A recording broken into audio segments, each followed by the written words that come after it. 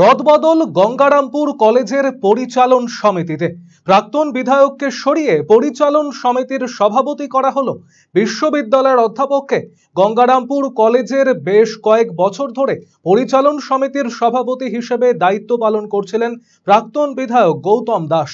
তবে সম্প্রতি ভোট পর্ব মিটতে গঙ্গারামপুর কলেজের পরিচালন সমিতিতে ব্যাপক রদবদল করা হয়েছে। সভাপতি পদে দায়িত্ব দেওয়া হয়েছে কল্যাণীর বাসিন্দা তথা গৌড়বঙ্গ বিশ্ববিদ্যালয়ের অধ্যাপক ডক্টর দেবব্রত দেবনাথকে।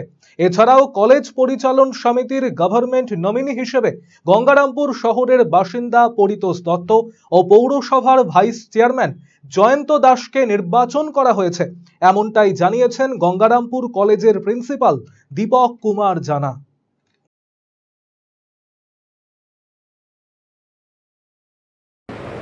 হ্যাঁ, আমি কিছু সময় আগে গভর্নমেন্ট থেকে একটা চিঠি পেয়েছি। জাস্ট এখনও আমাদের মিটিং চলছে আইকিউসির। আমি গভর্নমেন্ট থেকে চিঠিটা পেয়েছি কিছু সময় আগে।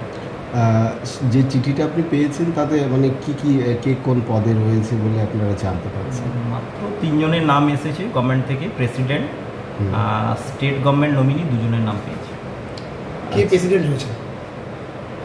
ডক্টর দেবব্রত দেবনাথ।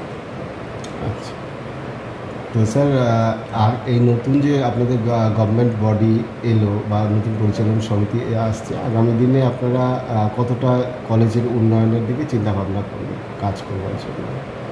এটা তো টোটালি গভর্নমেন্ট আমাদের এই পরিচালন কমিটি দিয়েছে, এখানে তো আমার কিছু বলার নেই। যে আসবে আমাকে ওনাদের সঙ্গেই কাজ করতে হবে।